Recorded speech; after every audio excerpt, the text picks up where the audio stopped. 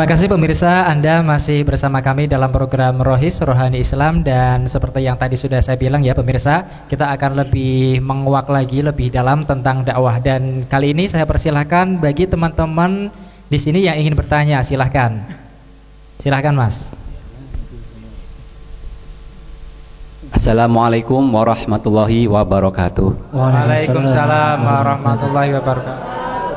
Terima kasih atas waktu yang telah diberikan kepada saya. Sehubungan dengan apa yang telah Ustadz kemukakan tentang bagaimana pentingnya manusia itu harus berdakwah, di sini timbul pertanyaan dari saya, syarat-syarat apakah sajakah yang harus kita butuhkan agar di dalam berdakwah kita bisa diterima dengan baik? Terima kasih. Assalamualaikum warahmatullahi wabarakatuh. Waalaikumsalam warahmatullahi wabarakatuh. Oke Pak Ustadz, silakan bisa langsung dijawab nih mengenai syarat-syarat berdakwah. Jadi syarat utama berdakwah ini paling utama adalah ikhlasul amal lillah ya. Jadi mengikhlaskan amal ini untuk Allah Subhanahu wa taala. Jadi ketika kita berdakwah ya, kemudian ada orang yang mau mendengarkan dakwah kita, mau mengikuti dakwah kita, ini bukan karena harta, bukan karena jabatan ya, bukan karena popularitas, dan bukan karena urusan-urusan dunia yang lainnya, tapi semata-mata karena Allah Subhanahu wa taala. Kita ajak mereka ini supaya apa? Supaya ya, berada di jalan Allah Subhanahu wa taala. Kemudian setelah ikhlasun amal, kemudian yang kedua adalah al-amal qabla tabligh. Jadi kita mengamalkan dulu ini ya, sebelum kita berdakwah kita amalkan dulu. Misalnya kita mengajak orang lain untuk sholat berjamaah ya, otomatis kita harus berjamaah dulu ya. Kemudian kita mengajak orang lain supaya baca Al-Qur'an, kita pun harus mengamalkan itu dulu. Kemudian syaratnya lagi ya, supaya bisa diterima adalah bahwasanya dakwah kita ini berdasarkan Al-Qur'an ya, hadis maupun ajaran-ajaran Islam. Jadi supaya dakwah kita tidak melenceng. Supaya apa? Supaya nanti ketika kita menyampaikan pun kita ini semuanya bernilai pahala. Jadi harus ada sumbernya, ada dasarnya ya, Al-Qur'an, hadis maupun perkataan-perkataan para ulama salafus saleh. Kemudian syarat yang lainnya ya, yaitu supaya bisa diterima dengan baik, otomatis kita dengan dakwah ya, dengan hikmah. Dalam surat An-Nahl disebutkan, a'udzubillahi minasyaitonirrajim, ud'u ila sabili rabbika bil hikmati wal mau'izatil hasanati wajadilhum billati hiya ahsan. Ajaklah ke jalan Tuhanmu dengan hikmah ya, dengan bijaksana dan mau'izah hasanah ya, kemudian saran-saran ya, nasihat-nasihat yang baik ya, dan kalaupun harus nanti berdebat, berdebatlah dengan sesuatu yang lebih baik lagi ya, ini jadi dakwah itu tidak boleh kemudian dengan cara yang keras, tapi cara yang santun ya. Kita ini merangkul bukan memukul ya. Kita ini mengajak ya, bukan malah menjauhkan manusia ini ya, seperti itu.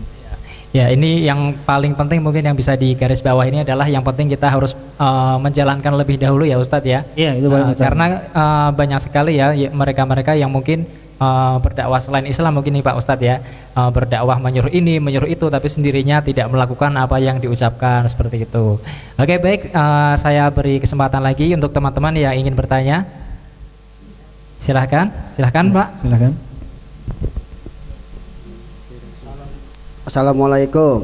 Waalaikumsalam. Nama saya Edward Junaidi. Ya, silakan. Ya Pak Ustadz, saya mau nanya Pak Ustadz, apa hukum bagi orang yang berilmu tapi tidak berdakwah? Oh iya, terima kasih. Assalamualaikum. Waalaikumsalam. Ya, namanya cukup keren juga nih Pak, Edward gitu ya Pak ya. Masya Allah. Ya. Edward tapi sudah jadi santri ya. Ya, harus semangat ini untuk mengamalkan agama ini. Iya, silakan Pak Ustadz bisa dijawab. Dakwah ini hukumnya semua ulama sepakat bahwa itu adalah wajib ya, fardu. Walaupun ada yang mengatakan fardu kifayah, ada yang mengatakan fardu ain. Fardu kifayah ini artinya kalau sudah dilakukan satu orang maka yang lain kewajibannya gugur. Kemudian kalau fardu ain berarti setiap manusia ini, setiap individu ini harus berdakwah ya. Makanya di dalam hadis-hadis ini maupun di dalam Al-Quran semuanya nas-nasnya ini semuanya dengan bahasa-bahasa perintah. Makanya ud'u ila sabili rabbika ya. Kemudian Ini kan kata-kata perintah, ud'u, ajaklah ya. Kemudian kuntum khaira ummatin, kalian ini menjadi umat sebaik-baik umat ketika apa? Ta'muruna bil ma'ruf wa tanhauna 'anil munkar. Kemudian hadis yang lain lagi dikatakan ya, liyuballigha syahida minkum al-ghaib, hendaklah orang-orang yang menyaksikan ini menyampaikan kepada orang-orang yang tidak menyaksikan. Ini semua kata-katanya adalah semuanya adalah dengan kata-kata amr atau perintah. Sehingga di sini juga para ulama mengatakan dakwah ini semua wajib.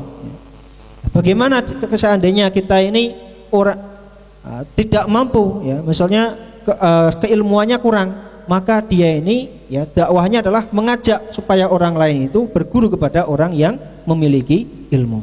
Jadi dakwah itu nanti ada bagi dua. Yang pertama dakwahnya orang yang alim, orang yang berilmu, maka dia kewajiban secara pribadinya ini dia sudah dianugerahi ilmu oleh Allah Subhanahu wa taala, maka dia harus sampaikan ilmu itu.